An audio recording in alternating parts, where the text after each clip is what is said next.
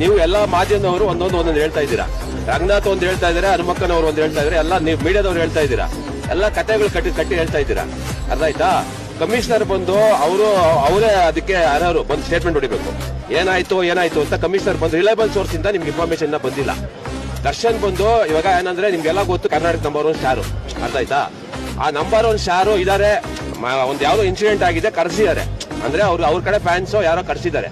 TV ಅವ್ರು ಹೇಳ್ತಾ ಇದ್ರೆ, ಒಂದೊಂದು ಟಿವಿ ಒಂದು ಹೇಳ್ತಾ ಇದ್ರೆ, ಕಮಿಷನರ್ ಅಥವಾ ಹೋಮ್ ಮಿನಿಸ್ಟರ್ ಕರೆಕ್ಟ್ ಆಗಿ ಬಂದು ಸ್ಟೇಟ್ಮೆಂಟ್ ಹೊಡೆದಿಲ್ಲ.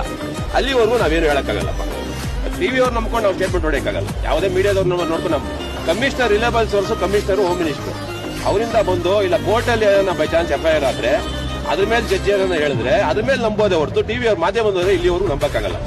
ಅವ್ರಟ್ ಫ್ಯಾನ್ ಫಾಲೋವರ್ಸ್ ಕ್ರೇಜ್ ನಿಮ್ ಹತ್ರ ಬೆಳ್ಸಕ್ ಆಗತ್ತೇನು? ಮೊದಲ್ ನಿಮ್ ತಲೆನ ಕೂದಲು ಬೆಳೆಸ್ರಿ. ಕೂದಲ ಏನ್ ಹೊಡ್ಯಾ ಮುಂದಾಗಿ ಇವ್ರ ಮಗ್ಲಕ್ ನಿಂತು ನೋಡಿದವ್ರ ಕಿಸ ಹೇಳ್ತಾರ ಇವ್ರು.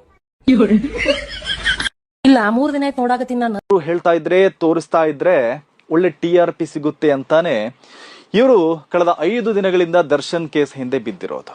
ಕ್ಷಣಕ್ಕೊಂದು ಬ್ರೇಕಿಂಗ್ ನ್ಯೂಸ್ ಕೊಡ್ತಾ ಇರೋದು, ಬಗೆಯ ಕಥೆಗಳನ್ನ ಹೇಳ್ತಾ ಇರೋದು. ಆ ದರ್ಶನ್ ಅಭಿಮಾನಿಗಳ ಮೇಲೂ ಅಜಿತ್ಗೆ ಯಾಕೆ ಅಷ್ಟೊಂದು ಸಿಟ್ಟೋ ಗೊತ್ತಿಲ್ಲ. ಮೊನ್ನೆಯಿಂದ ಅವರ ಮೇಲೆ ಮುಗಿಬಿದ್ದಿದ್ದಾರೆ. ದರ್ಶನ್ಗೆ ಅಭಿಮಾನಿಯಾಗಿರೋದು ಅಸಹ್ಯ ಅಪರಾಧ ಎಂಬಂತೆ ದೂಷಿಸ್ತಾ ಇದ್ದಾರೆ. ಮಾಡಿಸ್ತಿದ್ದಾರೆ. ಇನ್ನೂ ತಪ್ಪು ಮಾಡಿದಾರೆ ಅಂತ ಇನ್ನೂ ಸಾಬೀತಾಗಿಲ್ಲ. ಎಂಕ್ವೈರಿ ನಡೀತಾ ಇದೆ. ಏನೋ ನೀವೇ ಆ ಸ್ಪಾಟ್ ಅಲ್ಲಿ ನಿಂತ್ಕೊಂಡು ನೀವೇ ಕೊಲೆ ಮಾಡಿರೋದು ನೀವೇ ನೋಡ್ಬಿಟ್ಟಿದ್ದೀರಾ, ಕಣ್ಣಾರೆ ಅನ್ನೋ ತರ ಮಾತಾಡ್ತಿದ್ದೀರಾ. ಈ ಸೋಷಿಯಲ್ ಮೀಡಿಯಾಗಳು ಕಮೆಂಟ್ ಹಾಕೋರ್ಗೆ ಹೇಳ್ತಿರೋದು, ನೋಡ್ಕೊಂಡು ಹುಷಾರ ಕಮೆಂಟ್ ಹಾಕಿ.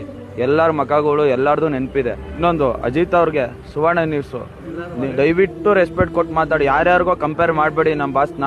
ನಮ್ಮ ಬಾಸ್ ಲೆವೆಲೇ ಬೇರೆ, ಅವ್ರ ಲೆವೆಲೇ ಬೇರೆ. ಅವ್ರಿಗಿರೋ ಲೆವೆಲ್ ಅವ್ರಿಗೆ ಐತೆ, ನಮ್ಮ ಬಾಸ್ಗಿರೋ ಲೆವೆಲ್ ಐತೆ. ಅಜಿತ್ ಅವರೇ ಮರ್ಯಾದೆ ಕೊಟ್ಟೆ ಇವಾಗಲೂ ಮಾತಾಡಿಸಿರೋದು ನಿಮ್ಗೆ. ಯಾಕಂದ್ರೆ ನಮ್ಗೆ ನಿಮ್ಮಂತ ಕಚಡ ಬುದ್ಧಿ ನಮ್ಗಿಲ್ಲ, ಮರ್ಯಾದೆ ಕೊಡ್ಬಾರ್ದು.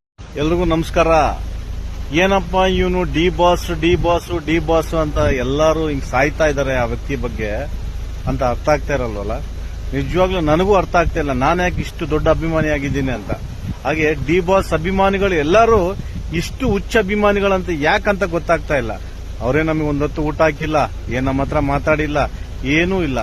ಯಾಕೆ ಇಷ್ಟು ಹುಚ್ಚ ಅಭಿಮಾನ ನಾವುಗಳು ಅವ್ರನ್ನ ಹಚ್ಕೊಂಡಿದೀವಿ ಅಂತ ನಿಜವಾಗ್ಲೂ ಅರ್ಥ ಆಗ್ತಾ ಇಲ್ಲ. ಮನುಷ್ಯ ಎಷ್ಟು ಕೆಟ್ಟದ್ ಮಾಡಿದಾನಂತ ಈ ಮಾಧ್ಯಮದವರು ಎಷ್ಟು ಬಡ್ಕಂತ ಇದ್ರು ನಮ್ಗೆ ಯಾಕೆ ಬುದ್ಧಿ ಬರ್ತಾ ಇಲ್ಲ?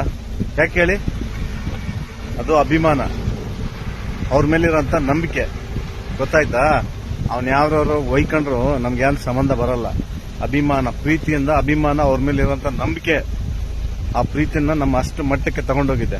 ಅವ್ನ ಯಾವನ ಹೇಳಿದ, ಕಾಮೆಂಟ್ ಹಾಕಿದ ತಕ್ಷಣ ಕೊಲೆ ಆಯ್ತು ಅಂತ ಸಾಕ್ಷಿ ಕೊಡಿ. ಓಕೆ, ಆ ಸ್ಥಳದಲ್ಲಿ ಇದ್ದಾರ ಅಂತಂದ್ರೆ ಕೊಲೆ ಮಾಡಿದಾರ ಅಂತಾನೆ ಅರ್ಥ ಅಲ್ಲ. ಕೊಲೆ ಮಾಡೋದು ಅವ್ರ ಕೈವಾಡ ಇದೆ ಅಂದ್ರೆ ಖಂಡಿತ ಶಿಕ್ಷೆ ಆಗ್ಲಿ. ಆದ್ರೆ ನಮ್ ಜೀವ ಇರೋವರೆಗೂ ಅವ್ರ ಮೇಲೆ ಅಭಿಮಾನ ಮಾತ್ರ ಕಳ್ಕೊಳಲ್ಲ ನಾವು. ನೆನ್ಪಿರ್ಲಿ, ಈಗ ಟೈಮ್ ಚೆನ್ನಾಗಿಲ್ಲ ಅವ್ರದ್ದು. ಮಾತಾಡೋರು ಮಾತಾಡಿ, ಖಂಡಿತವಾಗೂ ಮತ್ತೆ ಟೈಮ್ ಬರುತ್ತೆ. ಅವಾಗೆ ಕಾಲಚಕ್ರ ತಿರುಗುತ್ತೆ, ಎಲ್ಲರಿಗೂ ಟೈಮ್ ಬರುತ್ತೆ. ನೆನಪಲ್ಲಿಟ್ಕೊಳ್ಳಿ. ಜೈ D boss. They are not supporting. But that guy was not a good guy. He was harassing her. What is his business? Huh? Why he should send messages to a personality? Okay, Darshan chesindi తప్పుగానే ఉండని, అది ఎవరు చూసుకోవాలి? తప్పుగా ఉంటే దానికి social మీడియాలో already comments చేస్తున్నారు కదా. మరి పోలీస్ ఉంది, కోర్టు ఉంది, వాళ్ళకి పర్సనల్ లైఫ్ లో ఏమైనా ప్రాబ్లం ఉంటే వాళ్ళు, his first wife is there, it is there business, right?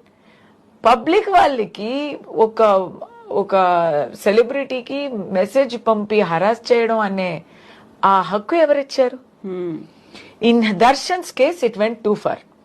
He is a hot tempered person.